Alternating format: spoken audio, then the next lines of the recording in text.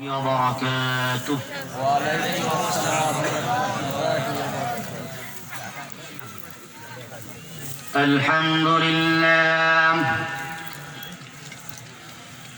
الحمد لله نحمده ونستعينه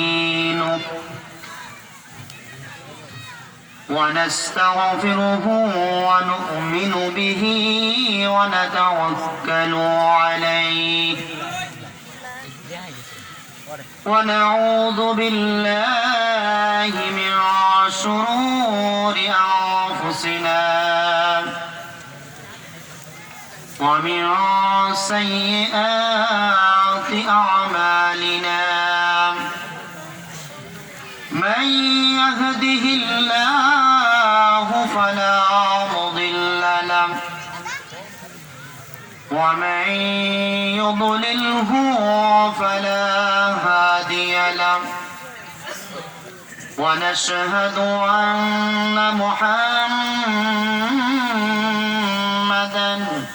عبده ورسوله أرسله بالحق بشيرا ونذيرا وداعيا إلى الله بإذنه وسراجا منيرا. أما بعد فإن خير الحديث كتاب الله وخير الهدي هدي محمد صلى الله عليه وسلم وشر الأمور محدثاتها وكل محدثة بدعة وكل بدعة ضلالة وكل ضلالة في النار.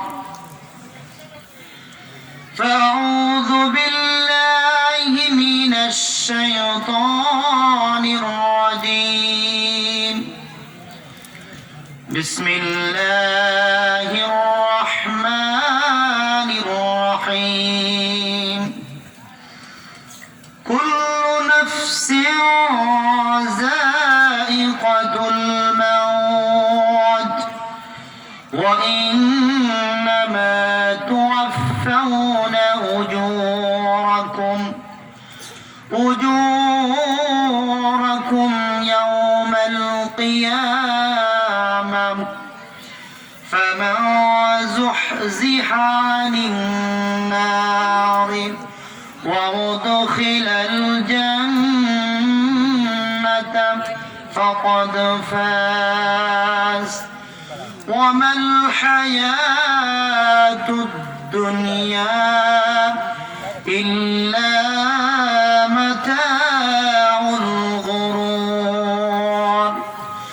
وقال النبي الأمين صلى الله عليه وسلم عن أبي هريرة رضي الله تعالى عنه قال قام النبي صلى الله عليه وسلم حين أنزل الله وأنذر عشيرتك والأقربين.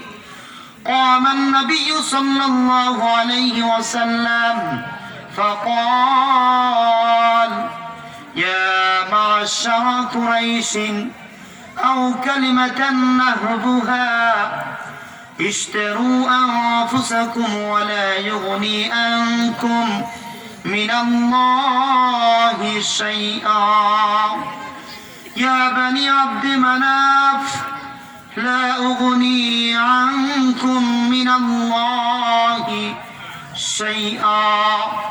يا عباس بن عبد المطلب لا أغني عنك من الله شيئا يا صفية عمة رسول الله صلى الله عليه وسلم لا أغني عنك من الله شيئا يا فاطمة بنت محمد سليني ما شئت من مالي ولا يغني عنك من الله شيئا رواه البخاري الحمد لله আমরা আবার শুকরিয়া আদায় করছি সেই মহান রব্বুল ইজ্জত ওয়াল জালালের দরবারে, যার অপার অনুগ্রহে বিশেষ অনুকম্পায় দারুল কোরআন ক্যাডেট কওমি মহিলা মাদ্রাসার উদ্যোগে আয়োজিত তৃতীয় বার্ষিক ইসলামী সম্মেলনে সন্ধ্যা থেকে যাবত বিভিন্ন উলামায়ে কেরামের জবানি থেকে গুরুত্বপূর্ণ নসিহত শোনার মতো তৌফিক দান করেছেন, সক্ষমতা দান করেছেন। তাই সর্বাগ্রে সর্বপ্রথমে সেই মহান মানিবের দরবারে সংক্ষিপ্ত কালেমাত শুকর আদা করছি। সবাই বলি আলহামদুলিল্লাহ। দরুদ এবং সালাম প্রেরণ করছি বিশ্ব নবী জনাবে মুহাম্মদ মুস্তাফা আহমদ মুস্তাফা সবাই বলি সাল্লাল্লাহু আলাইহি সাল্লামের উপর। আল্লাহুম্মা সাল্লি আলাইহি আল্লাহুম্মা বারিক আলাইহি। আজকের মাহফিলের মুহতারাম সভাপতি, সহসভাপতি, প্রধান অতিথি, প্রধান আলোচক এবং আর অন্যান্য আলোচক বৃন্দ, আমার সামনে উপবিষ্ট দানিখোলা এবং তার আশেপাশের গ্রাম থেকে আগত সমাগত শ্রোত্রীয় ভাতৃমণ্ডলী, পর্দার আড়ালের মা ও ভগ্নীগণ, আমি আপনাদের সামনে পবিত্র কোরআনের সূরাতুল আল ইমরানের 185 নম্বর আয়াতটি পেশ করেছি। সহিহুল বুখারী 2753 নম্বর হাদিসটি পেশ করেছি। উক্ত আয়াত এবং হাদিসের আলোকে সংক্ষিপ্ত সময়ে আপনাদের সামনে কিছু আরোদ রাখার চেষ্টা করব। ওয়ামা তাওফীকি ইল্লা বিল্লাহ আলাইহি তাওয়াক্কালতু ওয়া ইলাইহি উনীব রব্বি জিদনি ইলমা ربي يسر ولا تعسر وتمم بالخير ربي اشرح لي صدري ويسر لي أمري واحلل عقدة من لساني يفقه قولي اللهم انفعني بما علمتني وعلمني ما ينفعني وزدني علما سبحانك لا علم لنا إلا ما علمتنا إنك أنت العليم الحكيم يا شافع اشفي مرضي ومرض المسلمين يا شافع اشفي مرضي ومرض المسلمين। তো যাই হোক, আমি যে আয়াত এবং হাদিসটি নিয়েছি তার আলোচ্য বিষয়সূচি হলো আল ওয়াজিবাতু ক্বাবলা আল মাউত, মৃত্যুর পূর্বের করণীয়, মৃত্যুর পূর্বে ভাবনা চিন্তা, মৃত্যুর পূর্বের টেনশন।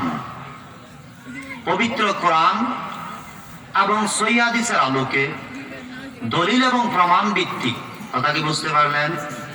দলিল এবং প্রমাণ ভিত্তিক আয়াত এবং হাদিস, এর বাইরে কথা বলার চেষ্টা করব না ইনশাআল্লাহ। তো আলহামদুলিল্লাহ, আমরা কিছুটা হলেও কষ্ট করে এখানে এসেছি, তাই না? আপনারা কিছুটা হলেও কষ্ট করে এখানে এসেছেন, তাই না? আজকে কি শীতটা কম না বেশি? একটু বেশি না? একটু বেশি না? অন্য দিনের তুলনায় একটু বেশি। তো আমরা যেই সময়টা এখানে ব্যয় করব, এটা কি আমরা সার্থক করতে চাই? এই সময়টাকে আমরা কাজে লাগাতে চাই। কথা বুঝতে পারতেছেন? আমার কিছু ভাইয়েরা যারা লেপ কাঁথার ভিতরে ঢুকে গিয়েছে, তারা কি নওগতে একটা ফজিলত পায় নাই? আমি স্টেজে বসে আছি অনেকক্ষণ যাব, শীত বেশি লাগলো, সোয়েটার গায়ে দিলাম, আর একটু বেশি লাগলো, মনে হয় পা বরফ হয়ে যাচ্ছে, তো সাদা পাজামার উপর ট্রাউজার পরিধান করলাম। মানুষে বলে বাবু মরে শীতে আর বাতে, কথা কি বুঝতে পারলাম? তো বাবুগিরি করে শরীরটাকে শীতে খাওয়ানো যাবে? অনেক আলখাল্লা, অনেক ড্রেস বক্তারা পরিধান করে, তাই না? তা আমি চিন্তা করলাম, ড্রেস পরতে গেলে শীতে আমাকে খাবে, আমার জাহানের উপর কি হবে? কষ্ট হবে। তো নিজের জীবনটাকে কষ্ট দেওয়ার কি নাই? দরকার নাই। সব পরে নিলাম, আলহামদুলিল্লাহ, এটা আল্লাহর নিয়ামত বলে আলহামদুলিল্লাহ। তো বলছিলাম, আমি আর আপনি সময়টাকে কাজে লাগাতে চাই। কাজে লাগানোর উপায়টা কি? কাজে লাগানোর উপায়টা কি? কিভাবে আলোচনা করলে, কিভাবে আলোচনা শুনলে আপনার আমার সময়টা কাজে লাগবে, সেটা আমরা একটু জেনে নিই, নাকি কন?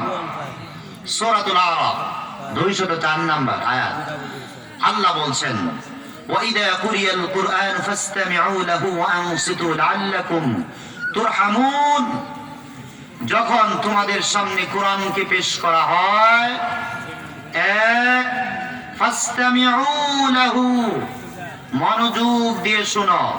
দুই, ওয়ানসিতু, চুপ থাকো। লাআল্লাকুম তুরহামুন, তাহলেই তোমরা দয়া পাবে, মায়া পাবে, আল্লাহর করুণা পাবে, আল্লাহর অনুগ্রহ পাবে। তাহলে কয়টা শর্ত? কয়টা?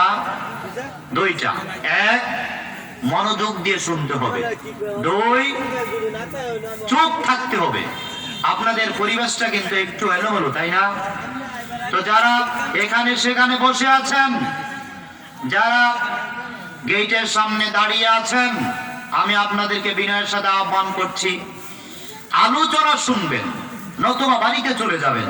কথা কি বুঝতে পারলাম? বাড়িতে চলে গিয়ে ঘুমালে পাপ হবে না।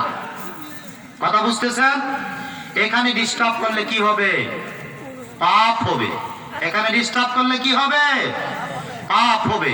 তো আপনি মাহফিলের চতুষ্পার্শ্বে ঘোরাফেরা করছেন, যদি আপনার মাহফিলে আসতে ভালো না লাগে, আপনাকে আমি অনুরোধ করছি, বাড়ি থেকে লেপ কাঁথার ভিতরে ঢুকে যান, দুনিয়ার নৌকতে আপনি ফজিলত গ্রহণ করুন, পাপ থেকে আপনি বেঁচে যাবেন। কিন্তু মাহফিলের পরিবেশটাকে নষ্ট করবেন। আল্লাহ সূরা হামিম সিজদা 25 নম্বর আয়াতে বলছেন, وقال الذين كفروا لا تسمعوا لهذا القرآن। কাফেররা বলে, যখন কোরআনকে পেশ করা হয় তখন তোমরা কোরআনকে শ্রবণ করবে না।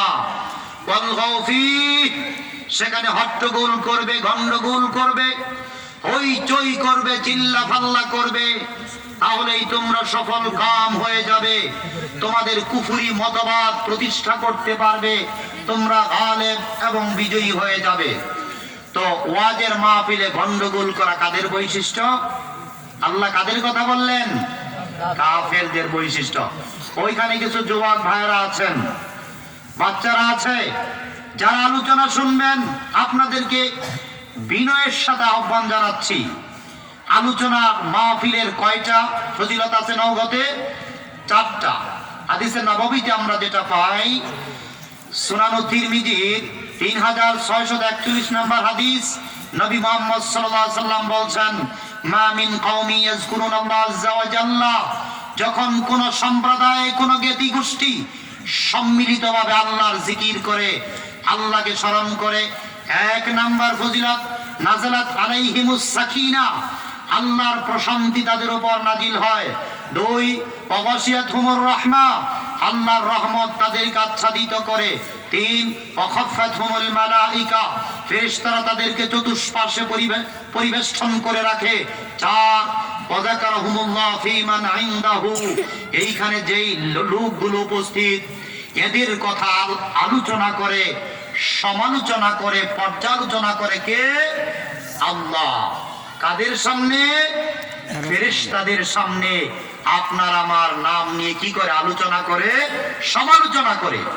তাহলে রহমত নাজিল হয় সম্মিলিত জনতার উপর, আল্লাহর সাকিনা নাজিল হয় সম্মিলিত প্রয়াসের উপর। ফেরেশতারা বেষ্টন করে থাকে যারা সম্মিলিত ভাবে থাকে। যেই ভাইরা বিচ্ছিন্ন আছেন, তারা কি এই বেষ্টনীর বাইরে না? আমরা কি ওই ভাইদেরকে রহমতের বাহিরে দূরে ঠেলে দিতে পারি? আমরা তাদেরকে এখানে টেনে আনতে পারি না। তা আমরা আপনাদেরকে টেনে আনতে চাচ্ছি রহমতের ব্যারিকেডের ভিতরে, সাকিনার ব্যারিকেডের ভিতরে, ফেরেশতাদের প্রাচীরের ভিতরে আপনাদেরকে আমি ডেকে আনতে চাচ্ছি। আশা করি আপনারা অনুধাবন করার চেষ্টা করবেন। কোন কান দিয়ে অনুধাবন করবেন? হৃদয়ের কান দিয়ে। কান কয়টা? দুইটা। এই যে একটা কান, এই যে একটা হৃদয়ের একটা কান আছে। আসলে হৃদয়ের কানটাই প্রকৃত কান। আপনারা আলোচনা শুনবেন। আল্লাহ বলছেন সূরাতুল আনফাল 26 নম্বর আয়াত, আল্লাহ বলতেছেন ওয়ালা তাকুনু কাল্লাযিনা ক্বালু সামি'না ওয়া হুম লা ইয়াসমাউন। তোমরা তাদের মতো হইও না যারা বলে আমরা শুনলাম। আল্লাহ বলছেন ওয়া হুম লা ইয়াসমাউন, তারা প্রকৃত অর্থে শুনে নাই। আমি একটা উদাহরণ দেই। আমি কথা বলতেছি, নোয়াখালীতে একটি মোবাইল কল আপনার মোবাইলে বেজে উঠলো, আপনি রিসিভ করলেন, 10 মিনিট কথা বললেন। 10 মিনিট কি আপনি এখানে উপস্থিত না? মাইকের আওয়াজ কি আপনি পান নাই? কথা কি বুঝতে পারতেছেন না? না শীতে তবদা হয়ে গেলেন? না, শীত তো বেশি, একটু নাড়াচাড়া দিতে হবে। আমরা তো কি একটু দৌড়াতে দৌড়াতে গলাটা বসে গিয়েছে, ঠান্ডা লেগে গিয়েছে। তো আলহামদুলিল্লাহ আপনারা তো আর কি কয় ডিস্ট্রিক্ট দৌড়াদৌড়ি ঘোরাফেরা করেন না, ঠান্ডাটা একটু কম লাগার কথা। তো তারপর আমরা যেন পুতিয়ে না যাই, ঠান্ডা না হয়ে যায়, স্তব্ধ না হয়ে যায়, স্থীমিত না হয়ে যাই, আমরা যেন জড় পদার্থ না হয়ে যাই, আমরা যেন চেতনাকে হারিয়ে না ফেলি, আমাদের স্পিরিট যেন থেমে না যায়, আমাদের যেন গতি বন্ধ না হয়ে যায়।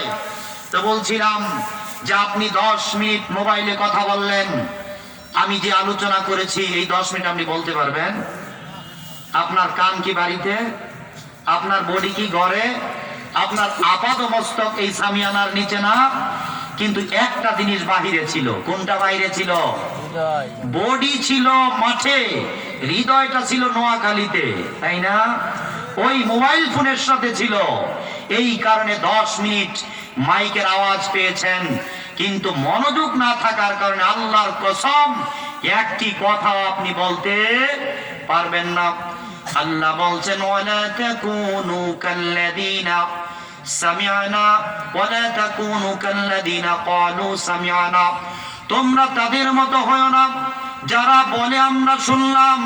আল্লাহ বলেছে তারা শুনেছে ঠিক আছে, কিন্তু তাদের হৃদয় অন্তর আত্মা মাহফিলে না থাকার কারণে, প্রোগ্রামে না থাকার কারণে, ওই বক্তার দিকে মনোযোগ না থাকার কারণে তারা একটা কথাও বুঝতে পারে নাই।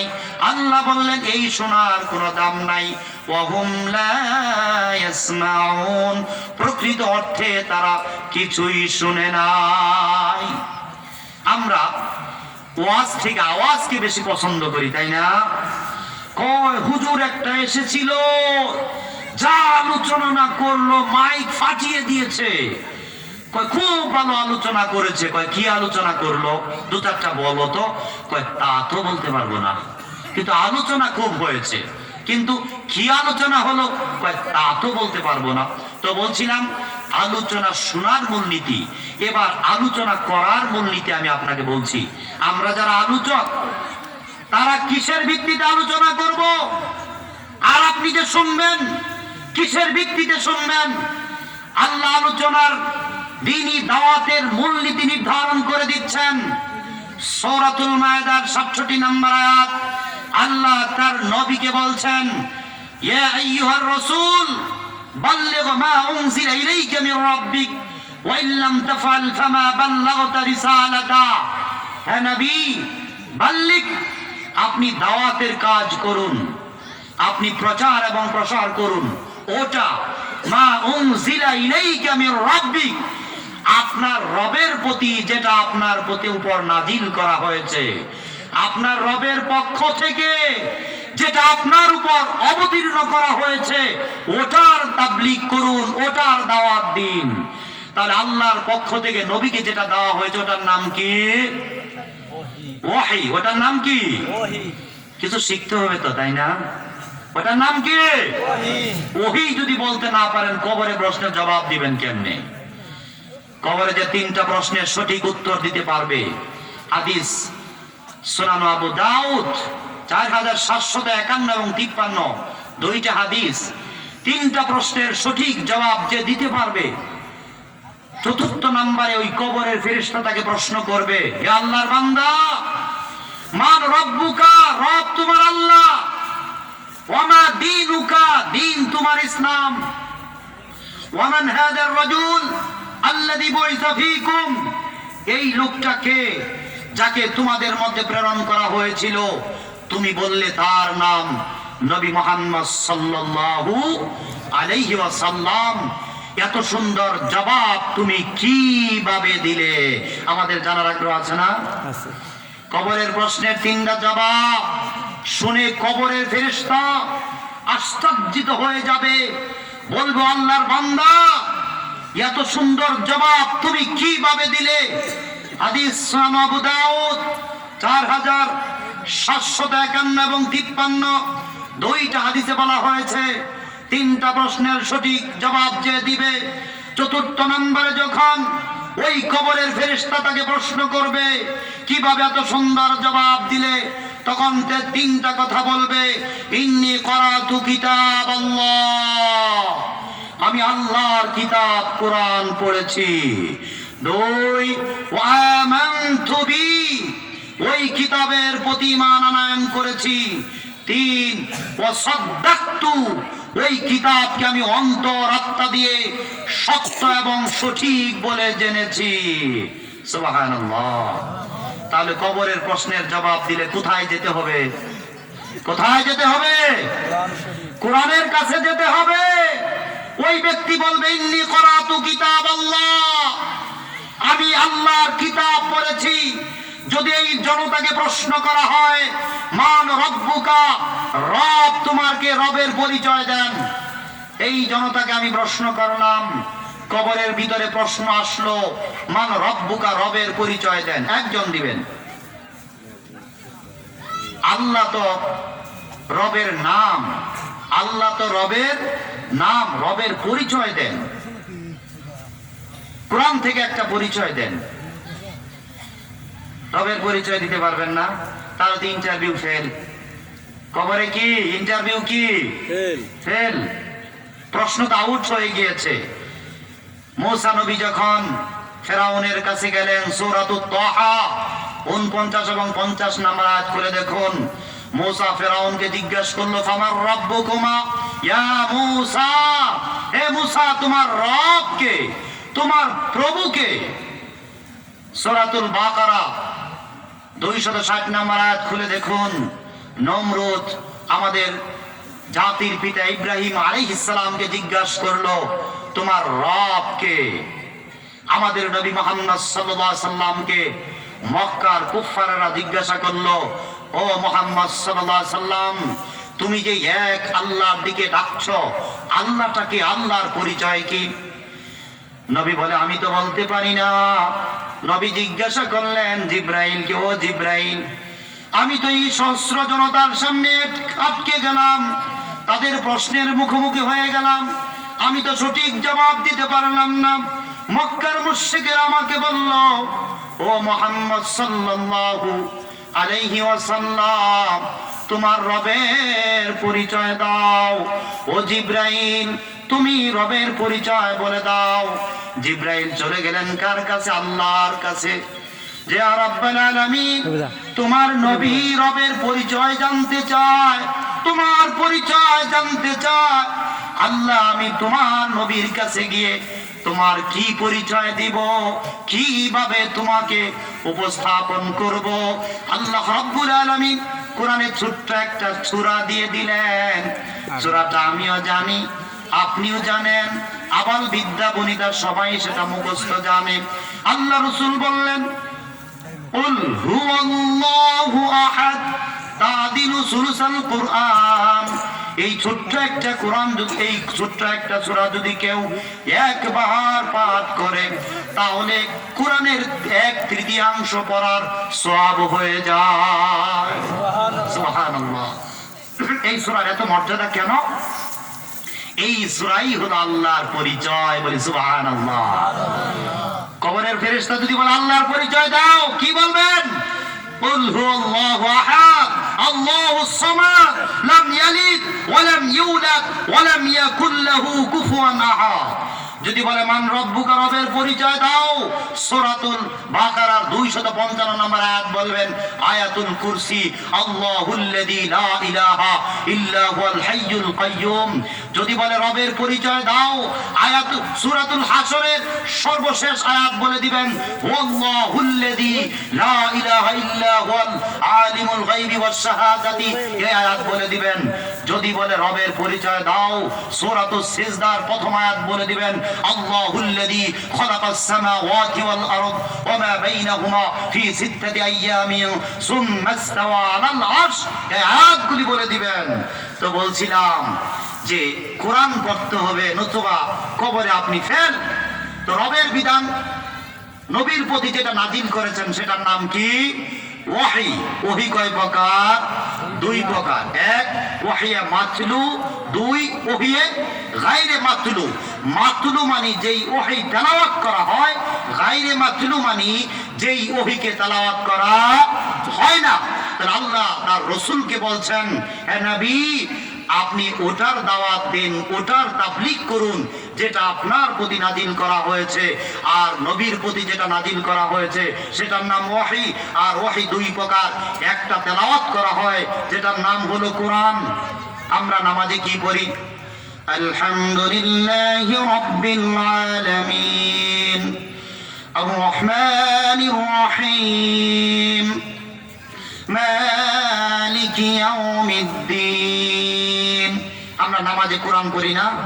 না পাঠ করি? আন আবি হুরায়রা রাদিয়াল্লাহু তাআলা আনহু قال قال রাসূল সাল্লাল্লাহু আলাইহি ওয়াসাল্লাম, এগুলি পাঠ করি না? ওটা হাদিস, ওটা নামাজে পাঠ করা যাবে না।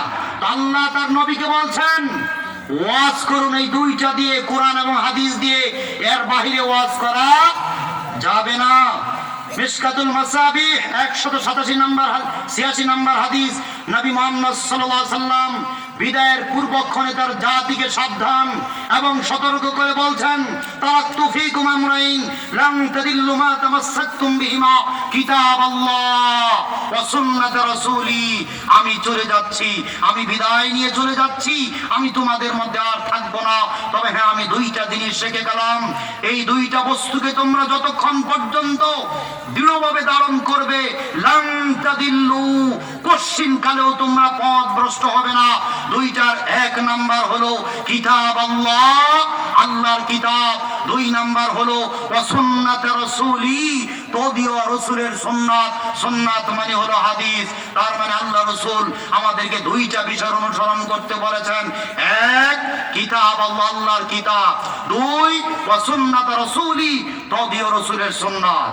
সূরাতুল জুমআ খুলে দেখুন আল্লাহ কি বললেন, ওয়া ইউআল্লিমুহুমুল কিতাবা ওয়াল হিকমা। নবী এবং রাসূল তার জাতিকে শিক্ষা দেয় কিতাব ওয়াল হিকমা। হিকমা এই দুইটা বস্তু নবী রাসূলগণ তার উম্মতকে শিক্ষা দেয়। কিতাব তো বুঝলাম, কিতাব মানে হলো কোরআন। হিকমা মানে কি?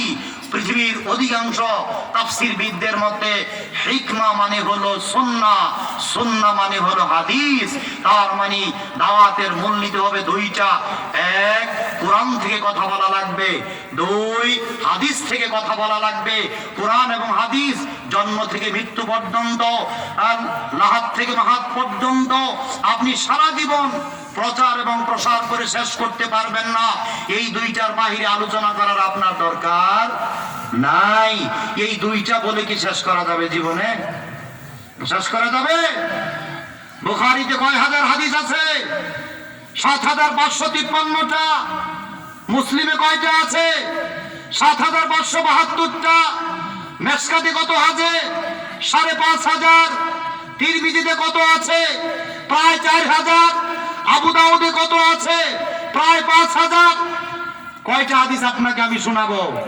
এই হাদিস বলে কি এই মাঠ রাতের পর রাত, ঘন্টার পর ঘন্টা বলে শেষ করা যাবে? তাহলে কোরআন হাদিসের বাইরে কথা বলার কি নাই? দরকার এবং প্রয়োজন নাই। আল্লাহ তার নবীকে বলছেন, ওয়ালাউ তাকাওয়ালা আলাইনা বা'দাল আকাবিল। হে নবী, তুমি যদি নিজের পক্ষ থেকে একটা কথা আমার নামে চালিয়ে দাও, আমি তোমার ডান হাতকে ধরে ফেলবো, আমি তোমার কণ্ঠনালীকে কেটে দিব, কেউ তোমাকে বাঁচাতে পারবে না, কেউ তোমাকে ঠেকাতে পারবে না। তার মানে আল্লাহ কাকে সাবধান করছেন? নবীকে সাবধান করছেন। যদি তুমি তোমার পক্ষ থেকে একটা কথা বলে আমার নামে চালিয়ে দাও, আমি বলি নাই, এই কথা যদি তুমি বলে আমার নামে চালিয়ে দাও, তোমার ডান হাত আমি ধরবো, তোমার কণ্ঠনালী আমি চেপে ধরবো, তোমার রগকে আমি কেটে ফেলবো। পৃথিবীর কোন মানুষ এই কাজ থেকে তোমাকে ঠেকাতে পারবে না, তোমার কণ্ঠনালী কেটে ফেলা থেকে বিরত রাখতে পারবে না। আর নবী কি বলে গেলেন? আল্লাহ তার নবীকে বললেন যে নিজের থেকে একটি কথাও বলবে না। আর নবী আমাদেরকে কি বলেন? আলেম ওলামাদেরকে কি বলে গেলেন? বাল্লিগু আন্নী ওয়ালাউ আয়া, আমার পক্ষ থেকে যদি একটা আয়াত জানো, একটা হাদিস জানো, একটা শব্দ জানো, একটা বাক্য জানো, ওটা প্রচার এবং প্রসার করে দাও। তাহলে আমরা কথা বলবো কার কাছ থেকে? নবীর থেকে। নবী কথা বলবেন কার কাছ থেকে? আল্লাহ থেকে। নবীর কথার বাইরে কথা বলা যাবে না। তো যাই হোক, আমি আপনাদের সামনে সূরাতুল আল ইমরানের 185 নম্বর আয়াত এবং সহিহুল বুখারী 2753 নম্বর হাদিসটি পেশ করেছি। আয়াত এবং হাদিসের আলোচ্য বিষয়সূচি কি বলেছিলাম? আল ওয়াজিবাতু ক্বাবলাল মাউত, মৃত্যুর পূর্বের করণীয় ভাবনা চিন্তা। এখানে 7টা পয়েন্ট আলোচনা হবে। 1, মৃত্যু নিশ্চিত বিষয়। 2, মৃত্যুর জন্য আমি প্রস্তুত আছি কিনা। 3, আমি যদি এই মুহূর্তে মারা যাই, আমি জান্নাতে যাব না জাহান্নামে যাব, আমি আপনাকে কোরআনের 2-1 আয়াত এবং সহিহুল বুখারী 2টা হাদিস দিয়ে এটা বোঝাতে পারবো ইনশাআল্লাহ।